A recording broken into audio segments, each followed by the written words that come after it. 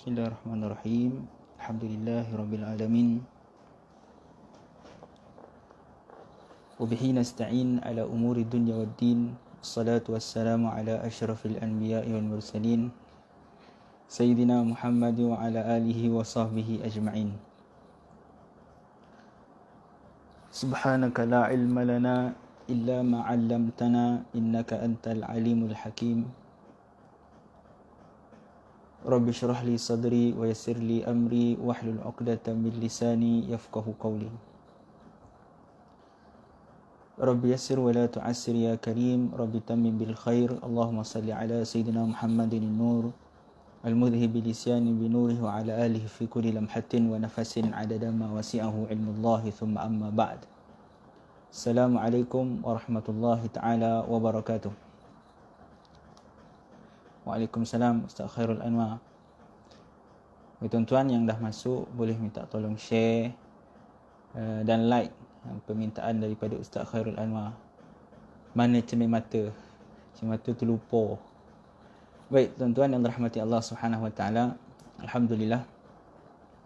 Syukur kita kehadrat Allah Subhanahu Wa Taala, kita dipertemukan lagi oleh Allah Subhanahu Wa Taala pada malam yang berbahagia ini. Walaupun malam ni pukul 9 ada movie cerita Cina kan. Tak apalah. Kita boleh tengok dekat Netflix kan. Tuan-tuan yang dirahmati Allah Subhanahu Wa Taala, apa-apa pun syukur kita kehadrat Allah Subhanahu Wa Taala atas kesempatan, keizinan yang Allah berikan kepada kita, dan setiap kekuatan untuk kita buka Facebook ni kan. Nak tokat Facebook tu bukan benda yang mudah. Ujian yang sangat besar untuk diri kita kan. Lagi-lagi bila tengok ceramah. Kalau tengok TikTok tu ke, kalau tengok yang lain tu, rajin yo nak menekan, ada lawak, ada yang menarik kan. Ini ceramah apalah yang menarik Tapi tuan-tuan, mudah-mudahan dengan ceramah yang susah untuk kita dengar ni dapat sedikit sebanyak menjadi asbab untuk kita dimasukkan oleh Allah Subhanahu Wa Taala ke dalam syurga, menjadi asbab untuk kita mendapat nazarah, mendapat pandangan Allah Subhanahu Wa Taala, dan sekaligus menjadi asbab kita akan dihimpunkan bersama dengan baginda sallallahu alaihi wasallam di syurga nanti. Di kehidupan kita ni tuan-tuan, seperti yang sering kita ulang, kita bukan nak apa tu tuan-tuan. Kita hidup kat dunia ni tak lama. Kita nak bahagia macam mana pun, kita nak bergembira macam mana pun, kehidupan kita tak lama. Dan kita sendiri tak tahu bila kita akan menemui Allah Subhanahu Wa Taala. Tidak ada jaminan usia, tidak ada jaminan nama, pangkat seseorang itu akan menyebabkan dia lambat ataupun cepat meninggal dunia. Kesemuanya atas kehendak dan keizinan Allah Subhanahu Wa Taala, dan apa yang pasti kita semua akan bertemu dengan Allah Subhanahu Wa Taala. Oleh itu kita kena sentiasa mempersiapkan diri kita, sentiasa bersedia dengan amalan, dengan ketaatan kepada Allah Subhanahu Wa Taala yang bakal kita persembahkan di hadapan Allah Subhanahu Wa Taala. Baik, tuan-tuan yang dirahmati Allah, pada minggu yang lalu kita dah masuk kepada hadis yang ke-27. Dah tak banyak dah tuan-tuan, sikit lagi nak habis. Lebih kurang 13 hadis lagi. Hadis pun hadis pendek-pendek tuan-tuan. InsyaAllah dalam bulan depan kita akan khatam, insyaAllah. Baik, walaupun sebenarnya kita dah telajak benar dah ni tuan-tuan kan. Patutnya sekadar 20 pengajian, tapi dah jadi 27, dekat 30 pula dah kan. Kita cuba cepatkan sikit tuan-tuan ya. Okey. Hadis ke-27 daripada Sayyidina Sa'ad bin Abi Waqqas radhiyallahu taala anhu. Sayyidina Sa'ad bin Abi Waqqas ini tuan-tuan, kita dah bincang dah pada minggu yang lalu tentang biografi beliau, nama beliau. Nama sebenar beliau adalah Sa'ad bin Abi Waqqas Al-Qurashi Az-Zuhri, dan bapanya bernama Malik bin Uhaib, ataupun ada riwayat mengatakan bahawa nama ayahnya adalah Malik bin Uhaib dengan alif, bin Abdul Manaf bin Zuhrah bin Kilab bin Murrah bin Ka'ab bin Lu'ay bin Ghalib bin Fihr bin Malik bin Nadhr bin Kinana ibn Khuzaimah ibn Mudrikah ibn Ilyas bin Mudar ibn Nidhar ibn Ma'ad bin Adnan. Beliau merupakan bapa saudara baginda SAW daripada sebelah ibu, dan Sayyidina Sa'ad bin Abi Waqqas termasuk daripada 10 orang al-mubasysyirin bil jannah yang Allah Subhanahu Wa Taala beritakan kepada rasulnya, yakni Nabi Muhammad sallallahu alaihi wasallam, bahawa mereka ini adalah daripada kalangan ahli syurga. Jaminan syurga tuan-tuan. Allah Subhanahu Wa Taala memberikan kepada mereka satu jaminan yang sangat tinggi yang orang lain tak dapat. Kat dunia ni tuan-tuan hanya 10 orang ni je. yang jamin syurga. Yang lain jangan perasanlah kita nak kata kita jamin syurga. Kan? Kita pun tak tahu mana kedudukan kita. Mereka yang 10 ni pun tuan-tuan, yang Nabi dah jamin syurga pun tetapi mereka tetap beramal, beribadah kepada Allah Subhanahu Wa Taala bersungguh-sungguh. Apatah lagi kita ni tuan-tuan yang tak tahu hujung pangkal mana diam kita sok di akhirat. Jadi kita kena sentiasa berusaha walaupun kita tidaklah dijamin syurga oleh Allah Subhanahu Wa Taala melalui rasulnya. Mudah-mudahan dengan asbab kebaikan kita walaupun sedikit, tuan-tuan, kebaikan kita ni tak adalah kita yakin dengan kebaikan kita ni boleh masuk kita dalam syurga, tuan-tuan. Bosan mana amalan kita, tuan-tuan. Kita sedekah pun seminggu sekali. Itu pun kadang-kadang terlupa, kan. Kut iyalah seminggu sekali. Ada tu yang sebulan sekali. Ada tu yang langsung tak ingat, kan. Kalau nak semayang pun kadang-kadang lambek, kadang-kadang copek. Nak baca Quran jauh sekali. Waalaikumsalam. Tuan Hasan Abdullah. Jadi tuan-tuan, amalan kita ni tak adalah handabona, tuan-tuan. Kan? Yang kita nak bangga-bangga benar dengan amalan kita ni. Yang kita nak rasa kita ni ahli syurga ni, tak ada bosan mana dah, tuan-tuan. Semayang pun kadang-kadang khusyuk, kadang-kadang lain poye, lain mikir, kan. Puasa pun kadang-kadang cenikir, kan. Jadi tuan-tuan, kita nak jumpa Allah Subhanahu Wa Taala, kita nak masuk syurga Allah Subhanahu Wa Taala dengan beranggapan dengan amalan kita takkan masuk, tuan-tuan. Sebab tu Nabi SAW selalu sebut apa dia? Nabi kata, la yadkhulul jannata bi'amalihi. Tidak akan masuk seseorang itu ke dalam syurga dengan amalannya. Kita tak akan masuk ke dalam syurga dengan amalan tu. Kita. Sebab apa, tuan-tuan? Amalan kita, orang ni 9 khabar, ciput dia, tuan-tuan. Waalaikumsalam, sambal hitam. Amalan kita ciput, sikit je, tuan-tuan. Yang kita nak persembahkan kepada Allah ni memang tak layak lah, tuan-tuan. Kau ikutlah. Kau kira betul-betul lah, kan. Kalau ikut audit lah amalan kita ni, tuan-tuan. Confirm tak lepas nak masuk syurga Allah dah, tuan-tuan. Banyak dosa pada pahala lagi, kan. Tetapi mudah-mudahan, tuan-tuan, kita berharap dengan redha Allah Subhanahu Wa Taala. Sebab tu Nabi kata, la yadkhulu jannata ahadun bi'amalihi. Seorang itu tidak akan masuk ke dalam syurga dengan amalannya. Kemudian para sahabat tanya, wala anta ya Rasulullah, bahkan engkau pun takkan masuk ke dalam syurga ke wahai Rasulullah dengan amalan engkau? Maka Nabi kata, wala ana, bahkan aku pun tidak akan masuk ke dalam syurga dengan amalanku, kata Nabi SAW. Rasulullah yang semayang sampai bongkak-bongkak kaki, yang qiyamul lail setiap malam tak pernah tinggal, Nabi pun kata, aku tidak masuk ke dalam syurga dengan amalanku. Illa ayyataghammadani Allahu birahmatih, melainkan Allah Subhanahu Wa Taala meredai aku. Jadi kita semua akan masuk ke dalam syurga, tuan-tuan, dengan redha Allah Subhanahu Wa Taala. Jadi kita kena cuba sedaya upaya untuk menggapai redha Allah dengan apa pun kebaikan, walaupun dengan sekecil-kecil kebaikan. Mana kita tahu, tuan-tuan, kadang-kadang kita dengar malam ni, kan, dengar ya, itu pun kadang-kadang kita punya pemikiran pergi ke tempat lain, kan. Kadang-kadang dengar kat depan ni, mata sebelah lagi tengok ke TV, contoh, ya, kan. Tapi mudah-mudahan, tuan-tuan, dengan amalan yang kita anggap kecil ini, tuan-tuan, menjadi asbab untuk kita mendapat redha Allah Subhanahu Wa Taala. Okey, sambung balik tentang Sayyidina Sa'ad bin Abi Waqqas radhiyallahu taala anhu. Jadi Sayyidina Sa'ad bin Abi Waqqas ini, tuan-tuan, beliau dilahirkan 23 sebelum hijrah, sebelum hijrah Nabi SAW, dan beliau memeluk Islam ketika berusia 19 tahun. Ada riwayat kata beliau memeluk Islam ketika berumur 17 tahun. Ala kulli hal, beliau adalah merupakan orang yang terawal memeluk Islam. Dikatakan orang ketiga, ada yang mengatakan bahawa beliau orang ketujuh.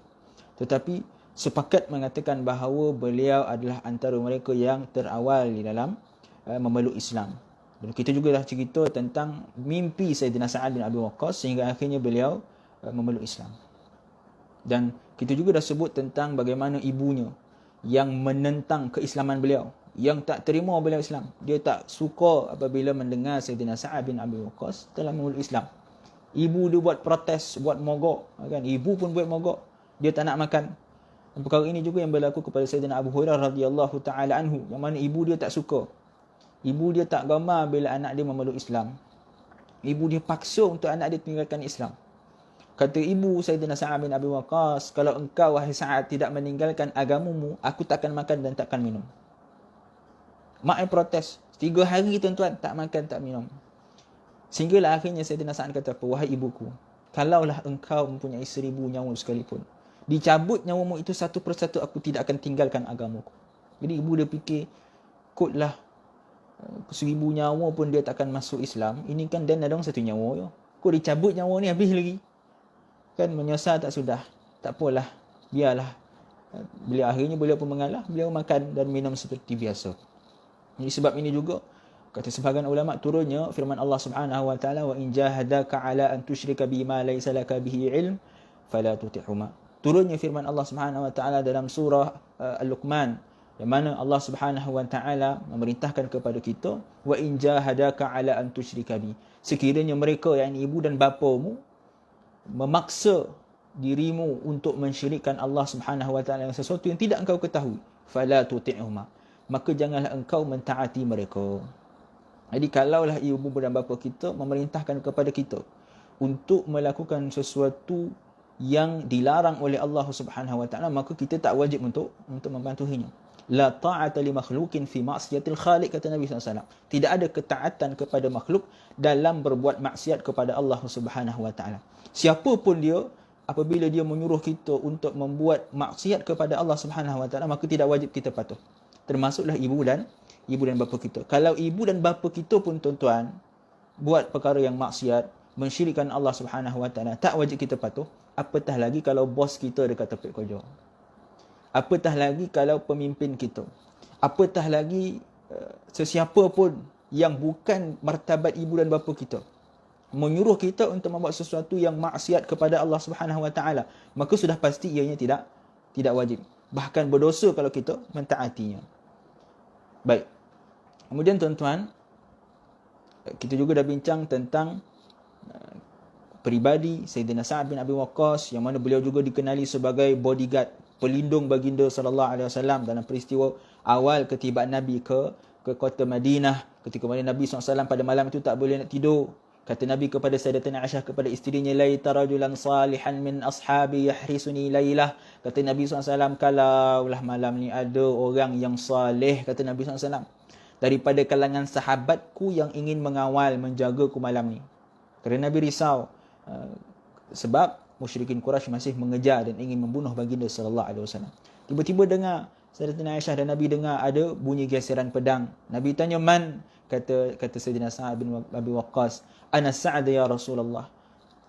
Kata Sayyidina Sa'ad bin Waqqas, aku adalah Sa'ad wahai Rasulullah. Nabi tanya, apa hal kau datang sini wahai Sa'ad? Kata Sayyidina Sa'ad bin Abi Waqqas, aku ingin menjaga, ingin mengawalmu wahai Rasulullah. Tidurlah engkau wahai Rasulullah. Lalu Nabi mendoakan kepada Sayyidina Sa'ad bin Abi Waqqas dan Nabi terus tidur. Dan kita juga dah sebut tuan-tuan tentang Sayyidina Sa'ad bin Abi Waqqas ini adalah orang yang pertama memanah di dalam peperangan Islam. Beliau orang first, kan, yang mendapat jawatan pemanah pertama di dalam Islam.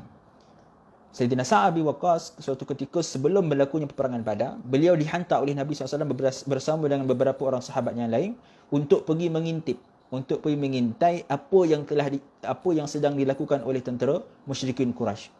Jadi peristiwa itu dinamakan sebagai Sariyah Ubaidah bin Al-Harith. Kenapa dinamakan sebagai Sariyah? Ada beza di antara Ghazwah dan Sariyah. Kalau Ghazwah itu disertai oleh baginda sallallahu alaihi wasallam. Adapun Sariyah adalah peperangan yang tidak disertai oleh Nabi SAW. Sebelum berlakunya peperangan Badar, Nabi menghantar spy-spy Nabi. Antaranya Sayyidina Sa'ad bin Abi Waqqas bersama dengan beberapa orang sahabat yang lain pergi mengintip. Dalam peristiwa tersebut tuan-tuan, tanpa disangka mereka melihat ada sekumpulan musyrikin Quraisy yang tengah mengambil air dan berlaku sedikit perselisihan. Akhirnya Sayyidina Sa'ad bin Abi Waqqas telah melepaskan panahnya. Walaupun pada awalnya Nabi SAW bagi arahan kepada mereka untuk pergi tengok je. Kau pergi tinjau je. Kau jangan ngada-ngada nak pergi serang. Jangan mengada-ngada nak buat apa-apa. Dan nak kau pergi tinjau je, kata Rasulullah. Tetapi disebabkan kesempatan yang dimiliki, akhirnya Sayyidina Sa'ad bin Abi Waqqas membuat keputusan untuk terus memanah dan menangkap tawanan perang tersebut untuk dibawa ke kota Madinah. Dan peristiwa tersebut diperakui oleh Allah Subhanahu wa ta'ala. Dan kita juga dah sebut tentang dalam peperangan Uhud bagaimana Sayyidina Sa'ad bin Abi Waqqas, beliau telah mempertahankan Rasulullah. Beliau telah menjadi perisai Rasulullah SAW. Beliau telah mengorbankan jiwa dan raganya demi untuk mempertahankan Rasulullah SAW. Sehinggalah Nabi SAW mendoakan kepada beliau untuk satu doa yang cukup hebat, yang cukup agung, yang kita semua impikan tapi kita tak dapat. Hanya Sayyidina Sa'ad yang Nabi doakan dengan doa yang hebat. Nabi kata apa? Allahumma saddid ramyatah wa ajib da'watah. Kata Nabi SAW mendoakan kepada Sayyidina Sa'ad bin Abi Waqqas, ya Allah, kau berilah panahan yang tepat kepada Sayyidina Sa'ad bin Abi Waqqas dan engkau perkenankanlah segala doanya. Jadi tuan-tuan, berkat daripada doa Nabi SAW ini, Sayyidina Sa'ad bin Abi Waqqas adalah antara sahabat yang memiliki kehebatan, kemahiran memanah yang cukup handal. Sehingga dikatakan apabila beliau memanah, beliau tak pernah tersasar. Ini kehebatan Sayyidina Sa'ad bin Abi Waqqas radhiyallahu ta'ala anhu. Dan beliau juga mempunyai doa yang cukup mustajab. Sehingga para sahabat pun gerun dengan doa Sayyidina Sa'ad bin Abi Waqqas. Apabila Sayyidina Sa'ad bin Abi Waqqas bila angkat tangan nak berdoa, semua risau. Takut-takut doa itu akan kembali kepada mereka. Kena dekat mereka. Seperti dikisahkan tentang bagaimana Sayyidina Umar radhiyallahu ta'ala anhu berlaku sedikit perselisihan. Bila Sayyidina Sa'ad angkat je tangan nak berdoa, lari Sayyidina Umar. Kerana takut dengan doa Sayyidina Sa'ad bin Abi Waqqas yang dijamin mustajab, yang didoakan mustajab oleh baginda sallallahu alaihi wasallam. Dan Sayyidina Sa'ad ni juga tuan-tuan, beliau mempunyai satu penglihatan yang cukup hebat, penglihatan yang tajam, sehingga kan orang yang jauh, satu ketika diriwayatkan beliau bersama dengan para sahabatnya tengah duduk minum kopi kan, borak-borak, tiba-tiba ada nampak satu kelibat yang cukup jauh. Orang lain semua tak nampak. Orang semua tu tengok apa benda itu. Zaman tu tak ada teropong tuan-tuan, tak boleh nak tengok teropong kan, kamera pun tak ada. Kalau ada kamera boleh jugalah kita ambil zoom kan. Sekarang ni kan ada macam-macam kamera kan, phone yang boleh 10 kali lah, 100 kali zoom pun ada kan, boleh tengok orang bangunan tinggi lah, macam-macam. Zaman tu tak ada. Yang sahabat lain tak nampak, tetapi Sayyidina Sa'ad bin Abi Waqqas dia kata, aku nampak dengan jelas seorang lelaki sedang menaiki tunggangan, dan jelas binatang tersebut, orang tersebut yang dinampak itu, bila sampai memang betul seorang lelaki dengan tunggangannya. Ini hebatnya penglihatan Sayyidina Sa'ad bin Abi Waqqas. Dan beliau juga mempunyai kemahiran di dalam menunggang kuda. Dia handal menunggang kuda. Dan beliau juga dilantik sebagai 6 orang daripada kalangan ahli syura Sayyidina Umar radhiyallahu ta'ala anhu. Ketika mana Sayyidina Umar menjadi khalifah, sebelum kewafatan Sayyidina Umar radhiyallahu ta'ala anhu, Sayyidina Umar memanggil beberapa orang sahabat. Jadi kisah dia panjang tuan-tuan, tentang bagaimana Sayyidina Umar radhiyallahu ta'ala anhu sebelum kewafatan beliau, tentang bagaimana Sayyidina Umar dengar bisik-bisik orang-orang di Mekah, orang-orang di Madinah untuk memilih pemimpin mereka sendiri. Kan? Sayyidina Umar radhiyallahu ta'ala anhu, nanti kita akan bincang pada biografi seterusnya, pada hadis yang seterusnya diriwayatkan oleh Sayyidina Umar radhiyallahu ta'ala anhu, kita akan bincang secara panjang lebar tentang Sayyidina Umar. Tapi sebelum kewafatan Sayyidina Umar radhiyallahu ta'ala anhu, beliau pergi menunaikan haji yang terakhir. Banyaklah panjang cerita, ada riwayat mengatakan bahawa ketika mana Sayyidina Umar radhiyallahu ta'ala anhu mengerjakan haji yang terakhir, beliau mendengar bisikan suara yang beritahu kepada beliau, wahai Umar, ini adalah hajimu yang terakhir, engkau tak akan datang haji pada tahun akan datang. Dan dalam peristiwa itu juga dikhabarkan ada seorang sahabat yang lain, dia dengar bisik-bisik orang-orang di Madinah kata, kalaulah Umar dah tak ada nanti, kita lantik orang kita, kata dia. Ini zaman politik tuan-tuan. Semua nak angkat calon dia, semua nak cadangkan orang dia. Jadi bila Sayyidina Umar dengar perkara tersebut, Sayyidina Umar pun terus balik. Bila sampai di Madinah, Sayyidina Umar naik mimbar dan menyampaikan khutbah. Beliau berceritakan tentang kisah bagaimana ketika mana Nabi SAW wafat, maka sebahagian daripada kalangan Ansar mereka dah berkumpul, dah berpakat nak melantik siapa pengganti kepada Rasulullah sallallahu alaihi wasallam. Mereka duk bincang-bincang, duk fikir-fikir, akhirnya mereka mencadangkan Sa'ad bin Ubadah kan, daripada kalangan Ansar. Mereka mencadangkan Sa'ad bin Ubadah Al-Khazraji sebagai khalifah terus daripada baginda sallallahu alaihi wasallam. Apabila Sayyidina Umar radhiyallahu ta'ala mendapat berita, ketika itu orang sebahagian sahabat sedang menguruskan jenazah Nabi SAW, seperti Sayyidina Ali bin Abi Talib, Sayyidina Zubair bin Al-Awwam, Sayyidina Talhah bin Ubaidillah. Jadi ini orang-orang yang rapat dengan baginda SAW sedang menguruskan jenazah baginda sallallahu alaihi wasallam. Yang ada pada ketika itu Sayyidina Umar, Sayyidina Abu Bakar dan Sayyidina Ubaidah bin Jarrah. Abu Ubaidah bin Jarrah. Jadi mereka bertiga bila dengar ada berita orang Madinah tengah berpakat untuk melantik Sayyidina Sa'ad bin Ubadah menjadi khalifah setelah baginda SAW. Sayyidina Ubadah ni daripada Bani Sa'adah, daripada Bani Sa'idah. Sebab tu peristiwa tersebut dikenali sebagai peristiwa Saqifah Bani Sa'idah. Orang Ansar mereka berhimpun di Saqifah Bani Sa'idah. Saqifah ni dia macam suatu kawasan berhimpun untuk bermesyuarat. Macam kita balai raya lah tuan-tuan. Jadi mereka berpakat di situ untuk melantik daripada kalangan keluarga mereka, iaitu Sayyidina Sa'ad bin Ubadah. Sayyidina Abu Bakar, Sayyidina Umar dengar, akhirnya mereka terus pergi ke tempat tersebut, iaitu Saqifah Bani Sa'idah, dan Sayyidina Abu Bakar radhiyallahu taala anhu terus memberi khutbah, beritahu kepada mereka, menceritakan kepada mereka dan menasihati mereka sehingga berlakunya sedikit perselisihan. Mereka kata, minna amir wa minkum amir. Kata-kata sebahagian sahabat daripada kalangan Ansar, daripada kalangan kami ada pemimpin, daripada kalangan kamu pun ada pemimpin. Jadi mereka nak kedepankan pemimpin daripada kalangan mereka, sehinggalah akhirnya Sayyidina Umar radhiyallahu taala anhu meminta kepada Sayyidina Abu Bakar untuk mengangkat tangan beliau supaya beliau boleh dibai'ah oleh para sahabat. Bila Sayyidina Abu Bakar mengangkat tangannya, Sayyidina Umar terus meletakkan tangannya di atas tangan Sayyidina Abu Bakar, tanda membai'ah Sayyidina Abu Bakar sebagai khalifah Rasulullah sallallahu alaihi wasallam. Jadi dalam peristiwa tersebut, apabila Sayyidina Umar radhiyallahu taala anhu dia dengar ada bisik-bisik orang. Ini sebab kenapa Sayyidina Umar beri khutbah, sebab dia dengar bisik-bisik orang. Akhirnya Sayyidina Umar dia kata dia risau kalau setelah kewafatan dia nanti orang lantik orang yang tak sepatutnya. Akhirnya dia minta kepada 6 orang ahli syura. Dia memilih 6 orang ahli syura daripada kalangan sahabah yang terpilih.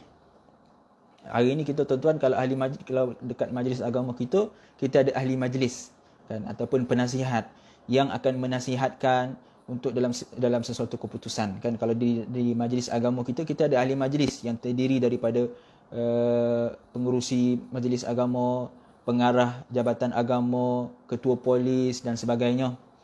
Jadi ahli syura ni adalah mereka yang kita sebut yang tertinggi lah, bahagian yang tertinggi di dalam memutuskan sesuatu keputusan. Sayyidina Umar panggil 6 orang. Siapa dia? Pertama Sayyidina Uthman bin Affan, yang kedua Sayyidina Ali bin Abi Talib, yang ketiga Sayyidina Abdul Rahman bin Auf, yang keempat Sayyidina Zubair bin Al-Awwam, yang kelima Sayyidina Sa'ad bin Abi Waqqas, dan yang keenam adalah Sayyidina Talhah bin Ubaidillah. Jadi 6 orang ini adalah ahli syura zaman Sayyidina Umar radhiyallahu taala anhu, dan merekalah yang telah memilih khalifah setelah Sayyidina Umar radhiyallahu taala anhu. Sayyidina Umar panggil mereka berenam. Sayyidina Umar kata, kau masuk dalam bilik itu, kau pincang, kau putuskan siapakah yang paling layak di antara kalian yang boleh menggantikan aku. Mereka pun berbincang, mereka mengeluarkan hadis-hadis Nabi sallallahu alaihi wasallam tentang kelebihan mereka. Seorang sahabat seorang bagi tahu, wahai Uthman, Nabi kata kau sekian-sekian. Wahai Ali, Nabi bagi tahu kau sekian-sekian.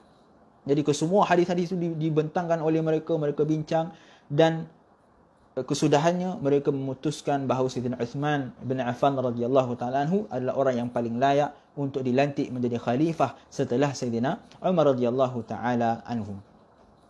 Dan daripada 6 kalangan mereka ini tuan-tuan, Sayyidina Umar mengatakan bahawa humul ladzina tuwfiya Rasulullah sallallahu alaihi wasallam wa huwa anhum radin. Sayyidina Umar radhiyallahu taala anhu memberi satu pengiktirafan kepada 6 orang ini, yang antaranya adalah Sayyidina Sa'ad bin Abi Waqqas radhiyallahu taala anhu. Sayyidina Umar kata apa? Humul ladzina tuwfiya Rasulullah sallallahu alaihi wasallam wa huwa anhum radin. Mereka 6 orang inilah yang mana ketika Rasulullah sallallahu alaihi wasallam meninggal dunia, ketika mana Rasulullah sallallahu alaihi wasallam wafat, Nabi redha kepada mereka. Jadi 6 orang ini adalah orang yang terpilih, yang paling rapat dengan baginda sallallahu alaihi wasallam. Dan dalam peristiwa ini juga tuan-tuan, kita dapati satu pengajaran yang cukup penting dalam membuat keputusan. Siapapun kita tuan-tuan, besar mana pun pangkat kita perlulah untuk bermusyawarah. Perlulah untuk meminta pandangan yang lain, sebab kadang-kadang kita rasa pandangan kita betul tetapi rupa-rupanya salah. Ini yang dilakukan oleh Agung kita kan, Duli Yang Maha Mulia Seri Paduka Baginda yang di-Pertuan Agung. Beliau membuat keputusan yang cukup bijak, memanggil para sultan untuk berbincang, untuk memutuskan siapakah yang paling layak. Jadi itu adalah kebijaksanaan kita punya Duli Yang Maha Mulia Seri yang di-Pertuan Agung. Dan perkara yang sama dilakukan oleh Sayyidina Umar radhiyallahu taala anhu. Jadi Sayyidina Sa'ad bin Abi Waqqas ini tuan-tuan, beliau juga merupakan panglima dalam peperangan Qadasiyah. Peperangan Qadasiyah ini adalah sebuah peperangan pada zaman Khalifah Umar radhiyallahu taala anhu yang menentang tentera Parsi. Pada zaman baginda SAW, Nabi mengutuskan sahabat untuk menyampaikan surat baginda kepada Raja Parsi. Tapi surat itu dikoyak oleh Raja Parsi. Dia tak terima sebab dalam surat itu didahulukan nama baginda sallallahu alaihi wasallam. Dia tak suka apabila nama Nabi didahulukan. Dia kata patutnya nama aku. Dan ni raja, dia nak hantar surat kat Dan. Dia kena mula daripada nama Dan, kata si Raja Parsi.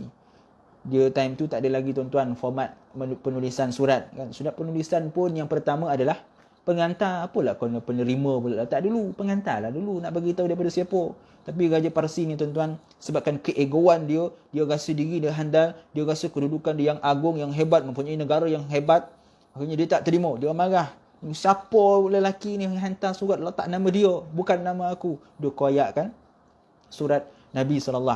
Bila sahabat utusan Nabi itu kembali kepada Rasulullah, Rasulullah tanya, apa cerita dengan Raja Parsi? Sahabat ni kata, wahai Rasulullah, dia telah mengoyakkan suratmu, wahai Rasulullah. Lalu kata Nabi SAW, mazzakallahu baladahu. Allah Subhanahu Wa Taala akan mengoyakkan, akan mencarik-carikkan negaranya. Dan itulah yang berlaku sehingga hari ini tuan-tuan. Hari ini dah tak ada dah nama negara Parsi. Dah lenyap selama-lamanya.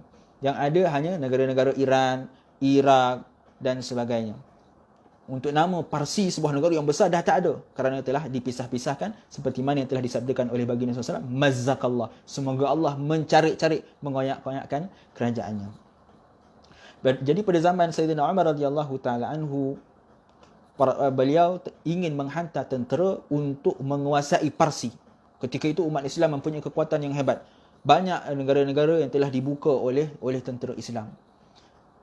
Tetapi sebelum Sayyidina Umar radhiyallahu taala anhu nak memilih siapakah yang paling layak untuk menjadi panglima dalam peperangan tersebut, mereka berbincang.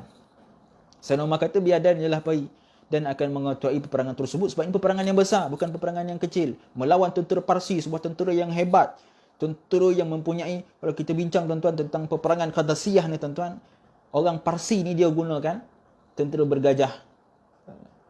Sebab tu dalam kisah peperangan Qadasiyah nanti dibincangkan bagaimana tentera Islam pada ketika itu hampir buntu, tak tahu nak buat apa. Dia guna gajah tuan-tuan. Macam mana kita nak lawan gajah? Kok sekarang ni ada senapang, ada meriam, boleh lagi.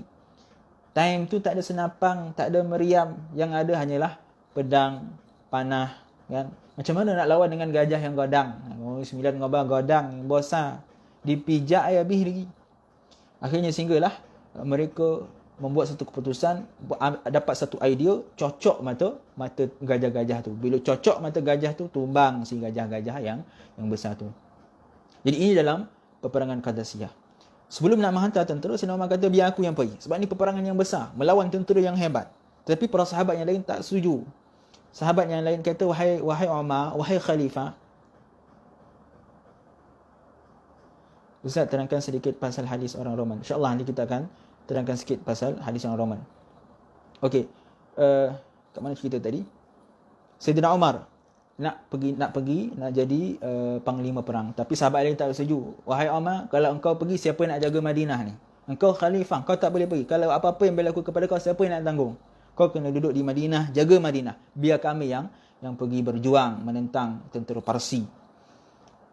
Jadi dalam perbincangan tu Sayyidina Umar kata, okeylah, kalau aku tak pergi, siapa yang nak ganti aku? Siapa yang layak untuk menggantikan aku sebagai panglima perang?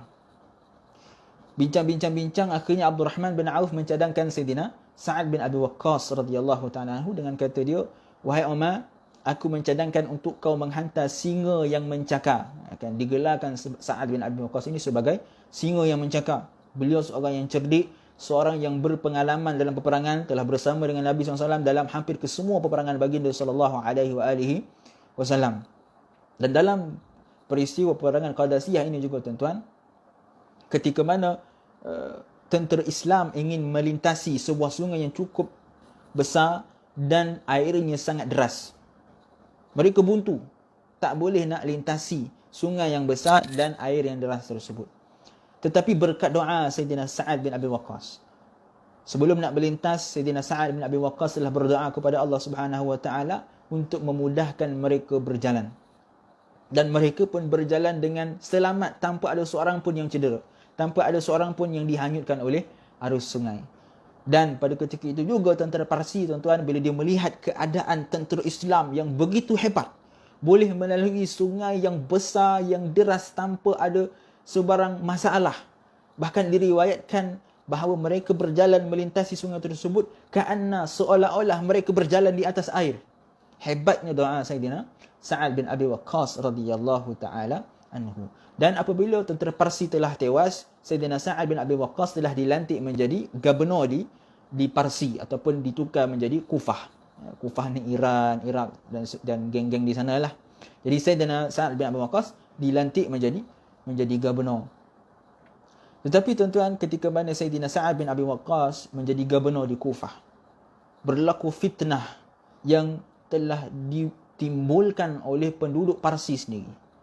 Dan tuan-tuan, nanti kita akan lihat bagaimana peristiwa ini jugalah nanti menjadi asbab kepada pembunuhan Sayyidina Umar radhiyallahu taala anhu. Apabila tentera Islam telah menakluk kota Parsi, maka orang-orang Majusi yang ada di kota Parsi, mereka tak puas hati dengan Islam. Dia tak suka tentera Islam menawan mereka. Dan dalam kalangan mereka itu juga, bukan orang yang Majusi, orang yang Islam pun ada perasaan iri hati, dia tak puas hati, dia tak suka Sayyidina Sa'ad bin Abi Waqqas menjadi pemimpin bagi negara mereka. Dia tak suka Sayyidina Sa'ad bin Abi Waqqas jadi menteri dekat dia. Dia tak nak. Kenapa? Dengan alasan bahawa Sayyidina Sa'ad bin Abi Waqqas ni orang luar. Orang kita panggil orang Islam kata Semondo, kan? Orang luar yang bukan daripada asal Parsi. Dia tak nak. Dia tak suka dengan orang luar yang tunjuk pandai dekat tempat dia. Kau lahir mana, kau jaga tempat kau. Kami ada orang yang layak bagi kami, kata dia. Dia memeluk Islam. Namanya Usamah bin Qatadah. Seorang yang Islam, memeluk Islam. Tetapi ada perasaan tak puas hati dalam dirinya. Dia tak suka apabila Sayyidina Sa'ad bin Abi Waqqas menjadi khalifah. Apa yang dia buat? Dia sebarkan fitnah. Ini kerja orang politik, tuan-tuan. Dan hari ini pun berlambak. Bila tak puas hati, bila tak suka dengan seseorang, sebarkan fitnah. Keluarkan video. Keluarkan yang apa-apa. Supaya orang itu boleh dijatuhkan. Benda ni bukan ada pada zaman kita, tuan-tuan. Zaman para sahabat pun ada dah perangai macam ni. Yang menjatuhkan orang dengan jalan fitnah. Itulah senjata yang terakhir yang boleh digunakan oleh orang-orang yang gilakan jawatan, yang gilakan pangkat. Dengan fitnah. Jadi dia sebarkan fitnah kepada Sayyidina Sa'ad bin Abi Waqqas. Dia kata apa? Dia kata Sayyidina Sa'ad ni semayang dalam copek, tak pergi berperang pula, pemalas duduk je dekat office, kan? Macam kita lah, kan, kita punya pemimpin macam-macam kita kata, pemalas lah, tak buat kerja lah. Kita pula tahu dia tak buat kerja, kan? Jadi ini yang berlaku kepada Sayyidina Sa'ad bin Abi Waqqas. Difitnah Sayyidina Sa'ad bin Abi Waqqas. Semayang copek, semayang main-main, kata dia. Perang tak join, dia duduk je, menengok je. Lepas tu bila dah dapat harta rampasan perang, tak dibagi sama rata, dia bolot semuanya. Ini fitnah yang disebarkan oleh Usamah bin Qatadah, yang digelari juga sebagai Abu Sa'adah. Dia Islam, tetapi sebab perasaan iri hati, sebab perasaan dengki dan tak puas hati, akhirnya sebarkan fitnah. Dan dia pun bukan orang yang kenal pun siapa dia Sa'ad bin Abi Waqqas. Dia tak tahu siapa dia Sa'ad bin Abi Waqqas. Dia tak tahu Sayyidina Sa'ad bin Abi Waqqas ini adalah orang yang terawal memeluk Islam, yang menjadi benteng Rasulullah sallallahu alaihi wasallam, orang yang paling banyak beribadah kepada Allah, orang yang kuat beribadah kepada Allah SWT. Dia tak kenal. Yang dia tahu apa? Dia nak jawatan. Dia tak suka dengan orang luar. Jadi dia sebarkan fitnah tersebut. Apabila berita itu sampai kepada Sayyidina Umar radhiyallahu taala anhu. Ini Sayyidina Umar ni, tuan-tuan, orang yang cukup tegas dalam pemerintahan. Dia tak ada bagi can, tuan-tuan. Kalau ada orang yang langgar SOP, contoh dia, kan, ini Sayyidina Umar, ini tak ada kena-mengena dengan yang hidup ataupun yang telah pergi ni, tuan-tuan. Ni saya nak bagi contoh, ya, kan. Kalau ada yang langgar SOP, ada yang buat salah, ada yang melanggar undang-undang, maka dia akan dipanggil oleh Sayyidina Umar. Sayyidina Umar cukup tegas. Dan kita lihat bagaimana berapa ramai para sahabat yang dipanggil oleh Sayyidina Umar radhiyallahu taala anhu. Sebelum ini pun kita dah cerita ketegasan Sayyidina Umar radhiyallahu taala. Dia tak peduli siapa pun, walaupun Sayyidina Sa'ad bin Abi Waqqas adalah orang yang terawal memeluk Islam sebelum Sayyidina Umar memeluk Islam lagi. Walaupun Sayyidina Sa'ad bin Abi Waqqas adalah orang yang dijamin syurga oleh baginda sallallahu alaihi wasallam, dia tak peduli. Jadi Sayyidina Umar ini tegas. Dia kata Sayyidina Sa'ad bin Abi Waqqas tetap manusia dan dia boleh melakukan kesilapan. Akhirnya Sayyidina Sa'ad bin Abi Waqqas, beliau menghantar SB, kan, Special Branch. Dia hantar Special Branch kepada Kufah untuk spy, untuk tengok betul ke tak betul yang berlaku di Kufah ni. Apabila Special Branch ni, tuan-tuan, macam-macam lah, kadang-kadang ada yang berlakon, kan, pergi datang, pergi cek, tengok keadaan betul tak apa yang disebarkan oleh Usamah bin Qatadah. Bila SB ni pergi tengok, cek, Rupa-rupanya tuan-tuan, fitnah yang tersebar ini hanyalah berlega pada satu perkampungan yang kecil saja. Orang lain semua tak ada masalah. Dia je satu kelompok kecil yang tak puas hati. Ini orang macam ni tuan-tuan, sampai hari ni ada tuan-tuan. Dia tak pernah puas hati. Naiklah siapa pun, dia tak puas hati. Dia nak tukar. Setiap kali naik pemimpin, dia nak suruh tukar. Setiap kali nak naik pemimpin, dia nak suruh tukar. Kita pun tak tahu dia nak siapa. Agak dia nak naik lah agak kan. Kerja dia tak puas hati. Dia nak turunkan. Ni tak ramai orang macam ni tuan-tuan. Dia tak ramai, tetapi dia suara dia kuat. Hari ni kan, orang macam ni dia tak ramai, tetapi dia buat seolah-olah dia ramai. Dia tweet sampai jadi trending lah. Dia post dekat Facebook banyak-banyak lah. Dia orang macam ni tak ramai, tetapi dia buat seolah-olah dia macam ramai. Jadi hal yang sama berlaku kepada zaman Sayyidina Umar radhiyallahu taala anhu. Sayyidina Umar bila dengar perkara tersebut, dia tak puas hati. Akhirnya Sayyidina Umar sendiri yang turun ke Kufah. Ini handalnya Sayyidina Umar. Tegasnya Sayyidina Umar. Tak boleh ada sikit pun yang curi tulang, yang ambil duit kerajaan. Sayyidina Umar sendiri ketika menjadi khalifah, beliau memakai pakaian yang koyak-koyak. Tak ada bodyguard tuan-tuan. Dia hidup dalam keadaan susah. Pada Amul Maja'ah nanti kita akan lihat bagaimana Sayyidina Umar radhiyallahu ta'ala anhu ketika Amul Maja'ah, ketika kemarau yang melanda bumi Madinah, beliau tak makan.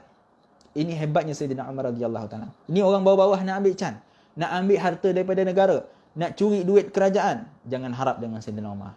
Takkan diberi pilihan, takkan diberi peluang oleh Sayyidina Umar radhiyallahu ta'ala anhu. Dan inilah sepatutnya seorang pemimpin. Kena ada jiwa tegas. Kita sebagai pemimpin kena bertindak dengan tegas. Siapa pun dia, ketika mana dia telah melanggar peraturan, maka dia kena wajib untuk dikenakan tindakan. Barulah negara kita akan menjadi aman dan barulah kita tidak akan dipertikaikan. Jadi Sayyidina Umar turun sendiri. Dia tak puas hati. Dia turun sendiri, dia panggil Sayyidina Sa'ad bin Abi Waqqas, panggil Usamah bin Qatadah. Panggil dua-dua, tanya, apa cerita sebenar ni? Apa yang berlaku ni? Seorang kata macam ni, seorang kata macam ni. Apa masalah wahai Usamah? Cuba kau cerita dengan dia, kata Sayyidina Umar. Ni kalau Sayyidina Umar cakap bahasa Negeri Sembilan lah kan. Sayyidina Umar kata, cuba kau cerita dengan dia, apa cerita? Apa masalah? Apa yang kau tak puas hati ni? Jadi Usamah bin Qatadah ni tuan-tuan, dia pun terus cerita dengan Sayyidina Umar dengan begitu yakin, dengan begitu confident. Kan? Dia dah tahu dia nak kantoi dia ni. Tapi dia buat muka confident tuan-tuan. Walaupun dia tahu dia menipu, dia membongak, dia memfitnah. Tapi sebab dah Sayyidina Umar dah turun ke depan ni, takkan nak buat muka ragu-ragu. Dia buat muka confident, macam tak bersalah. Dia kata apa? Fa inna Sa'dan kana la yusiru bis-sariyah, la yasiru bis-sariyah, wa la yuqassimu bis-sawiyah, wa la ya'dilu fil qadiyah. Kata dia, wahai Umar, Sa'ad bin Abi Waqqas ni pada ketika itu dikatakan bahawa Usamah ni dia tak kenal pun dengan Sayyidina Sa'ad bin Abi Waqqas. Time tu mana ada TV tuan-tuan. Perutusan pun tak ada. Kan? Sekarang ni banyaklah perutusan. Bolehlah kita kenal siapa Perdana Menteri kita. Marin time tu tak ada tuan-tuan. Perutusan tak ada, surat khabar tak ada, TV lagilah tak ada. Internet lagilah jauh. Kan? Tak kenal siapa pemimpin. Tahulah nama dia Sa'ad bin Abi Waqqas, tapi tak pernah tengok muka. Jadi Usamah ni dia tak kenal pun, tapi dia buat cerita.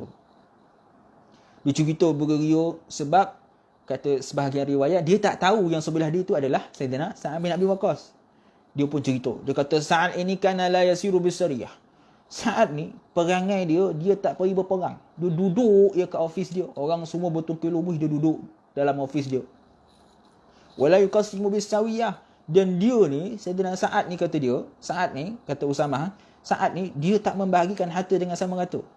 Habis dibolot dia je. Bertrilion-trilion dia ambil simpan untuk dia, kata si Usamah. Wala ya'dilu fil qadiyah. Dan masalah si Sa'ad ni kata Usamah, dia ni kalau menjatuhkan hukuman tak adil, berat sebelah. Kok orang dia yang kena dia lepaskan, kok orang lain kena dia kenakan hukuman. Contohlah kan, tak adalah dia cakap macam tu, saya tambahlah tu. Wala ya'dilu fil qadiyah. Dia kata Sayyidina Sa'ad ni tak adil dalam buat keputusan, dalam menentukan sesuatu hukuman. Tiba-tiba Sayyidina Umar bagi tahu, saya nak sebut, wahai Sa'ad, apa yang ingin kau katakan? Ini adil ni Sayyidina Umar. Dia tak dengar daripada sebelah pihak, dia dengar daripada dua-dua belah pihak. Macam tu juga kita tuan-tuan. Sebelum kita nak buat keputusan, apa-apa pun keputusan, dalam keluarga kita ke, dalam pejabat kita ke, dalam kampung kita ke, dalam negara kita ke, jangan kita semata-mata mendengar daripada sebelah pihak. Sebab kita tak tahu kebenaran tersebut. Nak tahu macam mana? Tanya dua-dua belah pihak. Tapi kadang-kadang bila tanya dua-dua belah pihak pun tak dapat keputusan ni tuan-tuan. Kedua dua, seorang membongak, seorang lagi pun menipu. Macam mana nak tahu kebenarannya kan? Jadi susah. Tapi sekurang-kurangnya kita dapat melihat dengan jelas siapa yang menipu dan siapa yang tidak. Seperti yang berlaku kepada Sayyidina Sa'ad bin Abi Waqqas.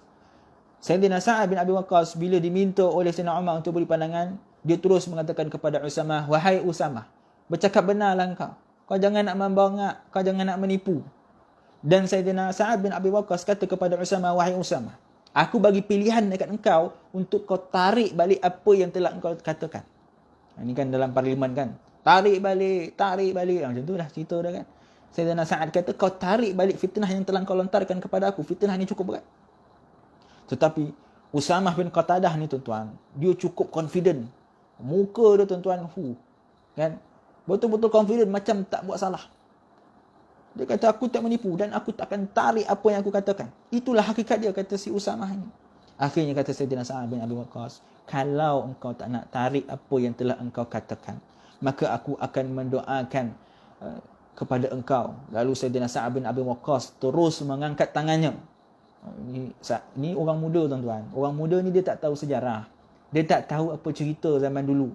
Dia tak kenal pun siapa Sayyidina Sa'ad bin Abi Waqqas. Dia tak tahu Sayyidina Sa'ad bin Abi Waqqas ni doa dia mustajab. Didoakan oleh baginda SAW. Sahabat lain yang tahu semua takut. Tetapi si Usamah ni tuan-tuan, dia tak kenal. Ini macam zaman kita lah kan, orang-orang muda kita. Bila dia tak belajar sejarah, dia tak membaca, akhirnya dia tak nampak, dia tak tahu apa cerita yang sebenar. Apa yang dia baca dekat internet, dia anggap itu adalah betul. Maka dia pegang erat, dia perjuangkan bersungguh-sungguh.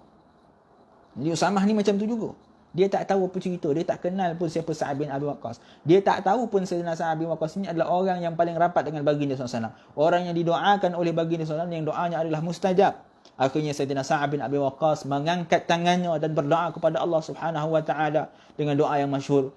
Kata Sayyidina Sa'ad bin Abi Waqqas, "Allahumma in kana 'abduka hadha kadhiban qama riya'an wa sum'atan fa'atul 'umrahu wa atul faqrahu wa 'arridhu lil fitan." Kata Sayyidina Sa'ad bin Abi Waqqas berdoa kepada Allah Subhanahu wa taala, "Ya Allah, jika hamba-Mu ini, yakni Usamah bin Qatadah ini, jika hamba-Mu ini adalah seorang pendusta, seorang penipu, seorang pembongak kaki kelentong," kata Sayyidina Sa'ad bin Abi Waqqas, "qama riya'an wa sum'atan," dan dia berdiri dalam keadaan yang sombong, dalam keadaan yang overconfident, kan? Seolah-olah dia tak melakukan kesilapan. Kata Sayyidina Sa'ad bin Abi Waqqas, "Ya Allah, fa'atil umrahu," kau panjangkanlah umur dia, kau lanjutkanlah umur dia, wa atil faqrahu, dan engkau berilah dia kefakiran yang melarat. Ini doa Sayyidina Sa'ad bin Abi Waqqas. Wa 'arridhu lil fitan, dan engkau timpakanlah kepadanya dengan fitnah-fitnah. Ini doa Sayyidina Sa'ad bin Abi Waqqas radhiyallahu ta'ala anhu untuk orang yang telah menfitnah dia. Jadi ini je yang kita boleh ajar dengan orang yang suka menfitnah ni tuan-tuan. Sebab tu kita dalam kehidupan kita, jangan kita gemar menfitnah. Kalau kita tak tahu apa cerita, kita duduk diam-diam. Jangan kita suka buat kerja orang, kan? Hari ni suka jadi keyboard warrior, suka jadi netizen yang berjaya. Ini ramai orang hari ni tuan-tuan. Semua benda dia nak komen, semua benda dia nak share, semua benda dia nak bercakap. Macam dialah yang tahu segala-galanya. Kita risau tuan-tuan, bila kita bercakap segala-galanya, kita risau apa yang kita cakap itu adalah fitnah. Dan lebih merisaukan apabila orang yang difitnah itu mendoakan keburukan untuk diri kita. Sia-sia hidup kita tuan-tuan. Daripada kita tak kena mengena, sebabkan kita fitnah, akhirnya kita mendapat bala daripada Allah Subhanahu wa taala. Waliyadzubillah. Tuan-tuan duduklah dan diam. Janganlah kita ramai menyibukkan orang. Janganlah kita suka untuk menyebarkan fitnah yang kita tak tahu. Okey. Allahumma in kana 'abduka hadha kadiban, kata doa Sayyidina Sa'ad bin Waqqas, ya Allah, kalaulah si lelaki ini pendusta, kalaulah dia pembongak, maka engkau timpakanlah kepadanya kefakiran yang melarat. Kau panjangkan umur dia dan kau timpakan kepadanya dengan pelbagai fitnah. Kata Jabir bin Samurah, lelaki ini, yakni Usamah bin Qatadah ini, diriwayatkan bahawa umurnya sangat panjang. Sehingga dikatakan umur dia 100 lebih tahun, tak meninggal-ninggal. Kelopak mata dia ni tuan-tuan, dah jatuh ke bawah. Sebab terlalu tua usia dia. Dan hari ni kalau kita tengok orang yang umur sampai 9 pun okey lagi. 98 pun tak adalah sampai mata dia ke bawah. Ini mata dah ke bawah tuan-tuan. Nak menunjukkan lewatnya usia dia. Allah panjangkan umur dia berkat daripada doa Sayyidina Sa'ad bin Abi Waqqas tadi. Umur yang panjang, kelopak mata dah jatuh, tetapi dia masih duk mengurat anak dara orang. Anak dara orang lalu dia pergi sweet dia pergi kenyik-kenyik mata. Mata dah ke bawah dah ni. Umur dah 100 lebih. Dah tua dah. Tapi masih nak mengganggu anak dara orang. Dia buat sweet-sweet. Dia kenyik-kenyik mata dengan anak dara orang. Sehingga akhirnya dia telah difitnah, telah dipukul, telah dipulaukan dan diberikan kata-kata yang kesat. Sebab apa? Dah tua bangkok, tak sadar diri dan nak mampu. Yang contoh kan, orang marah dengan dia dan dia ditimpa dengan pelbagai fitnah. Dan inilah asbab daripada doa Sayyidina Sa'ad bin Abi Waqqas yang telah beliau doakan kepada Usamah bin Qatadah disebabkan fitnah yang dilontarkan oleh Usamah bin Qatadah. Jadi sebabkan peristiwa itu jugalah Sayyidina Sa'ad bin Abi Waqqas dia dah tak nak dah jawatan. Dia kata, dah lah tu Mama, poning kepala dia dengan jawatan ni Mama, dan letak jawatan lah kan. Susah pun lah, poning kepala, buat ni tak kono, buat ni tak kono. Apa yang dia buat, semuanya orang bising, semua orang minta dan letak jawatan. Contoh lah kan, tak ada kono-kono ni tuan-tuan. Semua yang sebut tak kono, orang duk hashtag kerajaan gagal letak jawatan. Contoh lah kan, itu kalau ada time tu lah hashtag. Time tu tak ada hashtag dia tuan-tuan. Orang paksa untuk letak jawatan. Dan lah wahai rumah, poning kepala dia, bila dia duduk rumah yang beramal lagi elok. Ini keputusan Sayyidina Sa'ad bin Abi Waqqas, dan Sayyidina Umar tak boleh nak halang. Jadi Sayyidina Sa'ad bin Abi Waqqas ni tuan-tuan, dia orang jenis yang tak suka poning kepala. Kau bergaduh-gaduh, kau merabut-rabut, kau ambil lah, dia tak nak mana dah. Kau ingat dia ingin mana, kata Sayyidina Sa'ad bin Waqqas. Dia tak ingin dah. Bila dia duduk beramal, dia tak suka melibatkan diri dengan fitnah-fitnah, pergaduhan ni dia tak gemar. Sebab tu ketika mana peristiwa peperangan Siffin, begitu juga peperangan Jamal. Peperangan Siffin di antara Sayyidina Ali dan Sayyidina Muawiyah, peperangan Jamal di antara Sayyidatina Aisyah dengan Sayyidina Ali. Dalam dua peperangan itu, beliau tak masuk campur langsung, tak ambil pot langsung. Sehingga ada orang lain yang datang minta kepada Sayyidina Sa'ad bin Abi Waqqas, wahai Sa'ad bin Abi Waqqas, bercakaplah sikit. Kau ni orang besar, kau orang yang rapat dengan Nabi, kau antara orang yang awal memeluk Islam, bercakaplah sikit. Janganlah diam je, kami nak tahu apa pendirian kau, stand kau apa dia. Kan? Baru ni tuan-tuan, panjang mana pula kan rasa Dah pukul 10 dah, tak masuk hadis Okay tuan-tuan, sikit lagi. Baru-baru ni tuan-tuan, ada orang tanya saya, Ustaz, apa pandangan Ustaz tentang golongan-golongan Ustaz yang tak nak masuk politik, yang menganggap politik itu kotor, yang dia kata saya tak terlibat dengan politik, saya tak masuk campur dengan politik, saya tak ada kena-mengena dengan politik, saya tak ada politik. Apa komen Ustaz, dia tanya saya kan? Komen dia mudah tuan-tuan. Maksud daripada orang yang kata saya tak terlibat dengan politik, bukanlah maknanya dia tak masuk campur langsung, bukanlah maknanya dia tak peduli apa berlaku kepada negara dia. Tak. Maksud, ada sebahagian orang yang mengatakan saya tak masuk campur dengan politik. Maksudnya adalah dia tak adalah nak bergeria sokong parti tertentu, pertahankan bersungguh-sungguh. Apa pun yang berlaku dia tetap pertahankan. Walaupun satu negara tahu salah, dia tetap pertahankan, tetap mengatakan pemimpin dia adalah jujur, pemimpin dia adalah amanah. Jadi ini yang dimaksudkan tidak menyokong mana-mana, tidak memasukkan diri atau menyibukkan diri dengan politik. Bukanlah maksud tak ambil tahu langsung. Dan ini juga apa dipesan oleh guru kami, Sayyid Abdul Mun'im bin Abdul Aziz bin Siddiq Al-Ghumari, anak kepada pengarang kitab kita ni. Dia sering pesan. Dia kata, ketika mana engkau balik nanti wahai hakim, kau jangan libatkan diri kau langsung dengan politik. Duduk jauh-jauh. Sebab apa? Sebab ayah beliau seperti kita sebut dalam biodata beliau, biodata pengarang Said Abdul Aziz, ayah kepada Said Abdul Mun'im. Said Abdul, anak dia masih hidup. Beliau merupakan guru kami di Maghribi dan kami banyak mendapat ilmu daripada beliau. Dan Said Abdul Mun'im juga tuan-tuan seorang ulama yang cukup menghormati dan menyayangi penuntut ilmu. Dan kita dah sebut tentang biodata ayahnya, yang mana ayahnya juga pernah terlibat dalam politik, sehingga berlakunya fitnah, sehingga menyebabkan beliau dipenjara dan sebagainya. Sebab tu akhirnya dia kata, Said Abdul Muin, anak kepada Said Abdul Aziz, dia pesan, Hakim, ketika kau balik Malaysia nanti, jangan kau libatkan diri kau dengan politik. Sibukkan kau dengan kerja lain. Sibukkan dengan dakwah. Jangan peduli dengan politik. Maksud jangan peduli politik bukan kita tak keluar mengundi, bukan kita tak ambil tahu langsung apa yang jadi dengan negara kita. Maksudnya kita tidak masuk dalam satu politik, jadi orang yang besar-besar, pertahankan bersungguh-sungguh dan sebagainya seperti kita sebut tadi. Maksud tak join politik bukanlah kita tak ambil tahu langsung. Jadi orang yang kata dia tak ambil tahu politik adalah orang yang tak nak mencampakkan diri dia dalam fitnah seperti mana yang dilakukan oleh Sayyidina Sa'ad bin Abi Waqqas radhiyallahu taala anhu. Dia tak nak ambil tahu bukan sebab dia tak peduli, tapi sebab dia takut dengan fitnah yang berlaku. Jadi dalam peristiwa tersebut, Sayyidina Sa'ad bin Abi Waqqas dia tak masuk mana-mana pihak. Walaupun ada riwayat yang mengatakan bahawa Sayyidina Muawiyah datang kepada Sayyidina Sa'ad bin Abi Waqqas untuk minta sokongan untuk bagi SD. Kan hari ni kan ada SD kan, minta sign. Minta kepada Sayyidina Sa'ad bin Abi Waqqas, tapi Sayyidina Sa'ad bin Abi Waqqas enggan. Dia kata, bagaimana aku nak menghina, aku nak mencaci seseorang yang dicintai oleh Rasulullah SAW, sepupu Rasulullah SAW.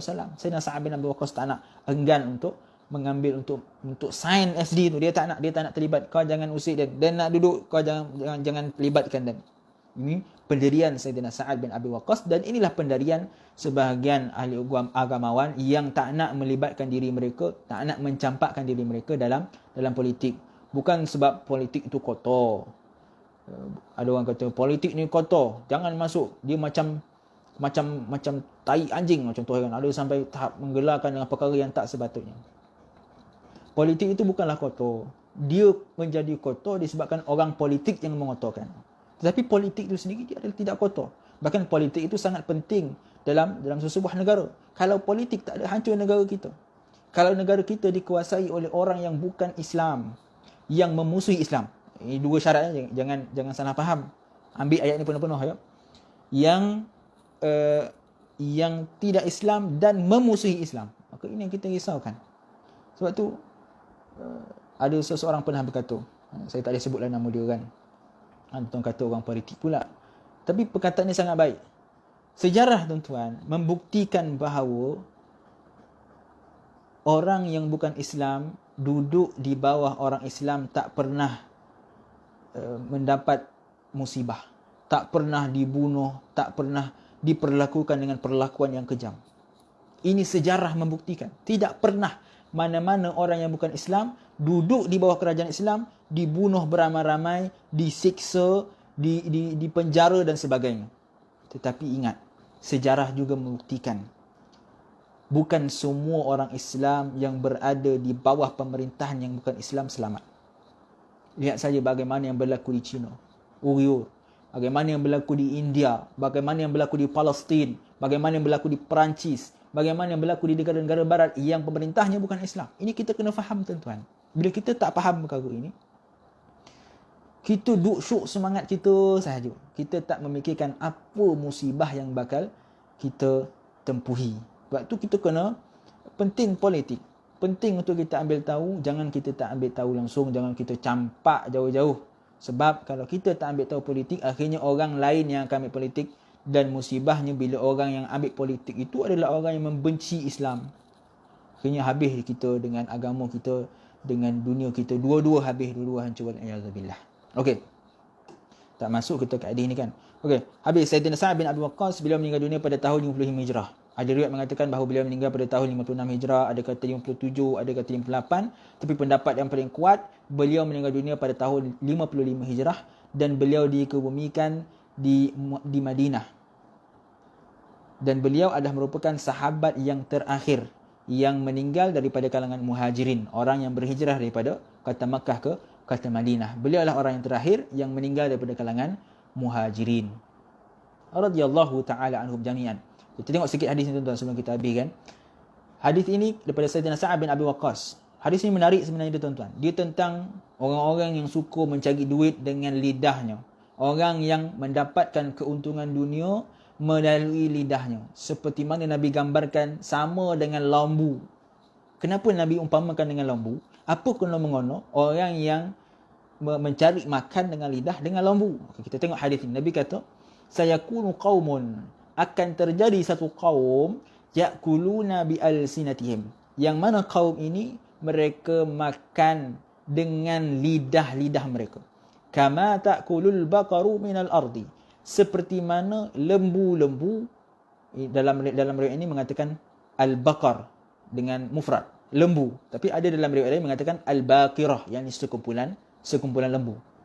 Kata Nabi SAW, akan terjadi satu kaum yang mana mereka itu makan dengan lidah-lidah mereka seperti mana lembu makan daripada hasil tanah. Kama ta'kulul baqaru minal ardi, macam mana lembu makan rumput, meragut rumput dengan lidahnya, maka seperti itulah kata Nabi SAW akan terjadi satu kaum yang mana mereka makan hanya dengan lidah mereka. Sumber pencarian mereka hanya melalui lidah mereka, melalui air liur mereka. Hanya bercakap, dapat duit. Menyanyi, dapat duit. Memuji, membodek, apa nama lagi kan? Mengampu, dapat duit. Ini ada kerja hari ni, mengampu. Ada kerja hari ni, cyber trooper kan? Apa nama saya pun tak tahu benar. Cyber trooper. Kerja dia hanya sebarkan fitnah. Kerja dia pertahankan sesuatu politik, pertahankan sesuatu individu. Dia memang diupah kerja dia untuk tu je. Kerja dia menulis. Ini kerja untuk apa tuan-tuan? Kerja menggunakan, walaupun dia bukanlah guna lidah ya, tapi dia gunakan perkataan-perkataan dia untuk mendapatkan rezeki. Jadi ini yang dimaksudkan di dalam hadis ini. Okey, kita tengok apa yang kata oleh Syekh Aziz.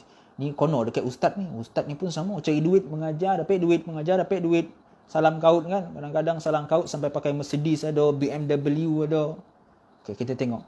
Adakah yang dimaksudkan adalah ustaz-ustaz yang mengajar, ataupun dimaksudkan oleh penceramah-penceramah yang bercerita tentang bisnes. Kan hari ni kan ramai yang cerita tentang bisnes, cerita tentang marketing lah, apalah, bayar sampai ratus ribu tuan-tuan, sampai beribu. Tapi ada yang ramai datang, itu yang pelik tu. Okey. Sayyid Abdul Aziz dalam kitab ni dia kata apa? Perkara ini telah pun muncul di masa sekarang ini, iaitu golongan yang menjadikan puji-pujian. Okay. Pertama kata Sayyid Abdul Aziz, golongan yang mendapatkan rezeki, yang mencari rezeki dengan lidah mereka, yang pertama adalah yang menjadikan puji-pujian. Puji-pujian ni apa? Qasidah, madeh. Madeh kan orang Melayu kita panggil madeh. Madaih, asal perkataan dia madaih, tapi dia payah benar madeh je lah, senang kan. Madaih itu adalah puji-pujian. Ataupun jemputan perayaan, panggil dalam majlis, menyanyi ke, berqasidah ke, apa ke kan, dalam majlis-majlis umum, serta di dalam radio, ataupun panggil dalam radio, bercakap dalam radio, dapat duit. Sebagai punca pendapatan yang menyara hidup dan mengumpul harta. Dijadikan perkara tersebut sebagai sumber pendapatan. Ini yang kita kena faham. Yang Nabi sebut dalam hadis ini adalah orang yang menjadikan lidah mereka sebagai sumber pendapatan utama dia. Dia jadikan lidah dia sebagai asbab untuk dia mendapat kekayaan dunia. Kata Sayyid Abdul Aziz, inilah golongan yang makan dengan menggunakan lidah mereka. Yakni satu-satunya jalan untuk mereka memperolehi harta adalah dengan menggunakan lidahnya, seumpama lembu yang meragut rumput dengan menggunakan lidahnya tanpa menggunakan anggota yang lain. Jadi perumpamaan, kenapa Nabi bagi perumpamaan dengan lembu, kenapa tak bagi perumpamaan dengan yang lain? Sebab tuan-tuan, lembu ni adalah binatang yang makan dengan menggunakan lidah. Dia membolit dengan lidah dia, dan dia tak guna tangan. Tuan-tuan pernah tengok tak lembu pergi dekat rumput tu kan, pergi dekat padang, tiba-tiba dia angkat kaki depannya, dia suap kat mulut dia. Takkan ada tuan-tuan. Kau ada tuan-tuan lagi dia cepet-cepet. Bukan lembu tu dah. Takkan ada. Ya? Jadi lembu ni dia tangan pun tak ada. Lembu ada tangan ke tuan-tuan? Kan? Dan timbul persoalan pula, lembu ada tangan ke tidak. Lembu ada 4 kaki ke ataupun 2 kaki 2 tangan. Itu tuan-tuan cari sendirilah. Yang penting lembu dia tak makan dengan tangan dia. Dia tak makan dengan usaha daripada anggota badan dia, tetapi dia makan dengan lidah dia semata-mata. Sebab tu ada dalam riwayat lain, dalam riwayat Tirmizi, Nabi SAW sebut apa? Innallaha yubghidul baligha minar rijali alladhi yatakhallalu bilisanihi kama yatakhallalu al-baqiratu bilisaniha.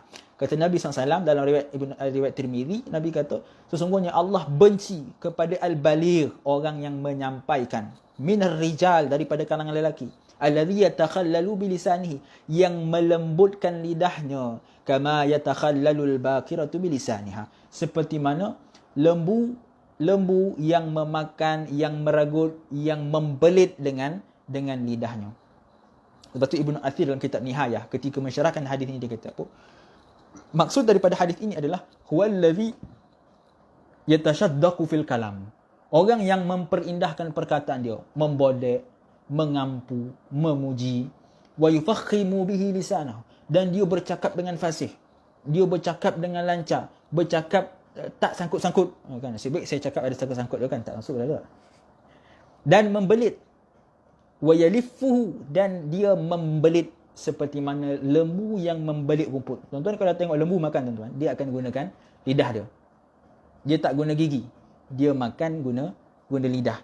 Sebab tu ada sebahagian ulama kata, kenapa Nabi SAW menjadikan contoh lembu? Kenapa tak bagi contoh lain? Sebab lembu ni, tuan-tuan, perangai dia, bahkan ada sebahagian ulama kata hanya lembu sahaja yang ada perangai macam ni. Ada binatang lain yang dia makan dengan lidah. Banyak zirafah, katak, dia mendapatkan mangsa dengan lidah. Tetapi beza lembu ni apa, tuan-tuan? Dia kalau dia mengunyah pun dia tak guna gigi. Dia guna lidah dia.